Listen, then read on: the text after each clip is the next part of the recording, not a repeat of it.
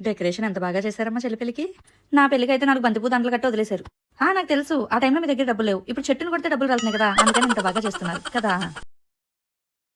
అమ్మా అమ్మా, ఏంటి కొత్త అల్లుడికి బైక్ గిఫ్ట్ గా ఇస్తున్నారంట కదా, మరి మా ఆయనకి ఎందుకు ఇవ్వలేదు? మా ఆయన మీకు నచ్చలేదు కదా, అందుకే కదా. నాకు బాగా తెలుసు. అరే అలా ఎందుకు అనుకుంటావు? ఆ టైంలో మా దగ్గర డబ్బులు లేవు. ఆహా, మరి ఇప్పుడు ఉంది కదా, ఇప్పుడు పెట్టొచ్చు కదా.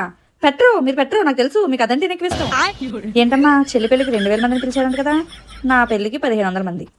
నువ్వు మరీ అంత సెంటిమెంటల్ డైలాగ్ చెప్పకమ్మా. నాకు తెలుసు, నాకు బాగా తెలుసు మీకు అదంటేనే ఎక్కువ ఇష్టం. నేనంటే మీకు ముందు నుంచి నచ్చదు. ఏది హారం చూపించు, ఎంత బాగుంది హారం.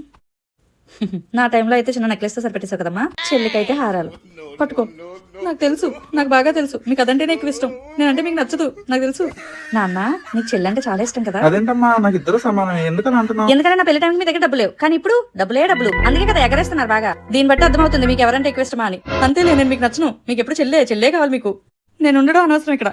అమ్మా బాగా బాధగా ఉన్నట్టుంది. కనిపిస్తుంది. ఇంకా చిన్న కూతురు పెళ్లిపేటలు కూడా ఎక్కలేదు, అప్పుడే ఏడ్చేస్తున్నావు. నా టైంలో అయితే అప్పగింతలప్పుడు కూడా ఇంత చుక్క నీరు కూడా రాలేదు. నాన్నా నువ్వు కూడా ఏడవండి, నాకు తెలుసు మీ ఇద్దరికి చిన్న కూతురు అంటేనే ఇష్టం. ఇప్పుడే ఇలా ఉందంటే వెళ్ళేటప్పుడు ఇంకెంత ఏడుస్తారు. నన్ను ఎవరు పట్టించుకోరు, నేను వెళ్ళిపోయినా ఎవరికి బాధలేదు. ఏడవండి.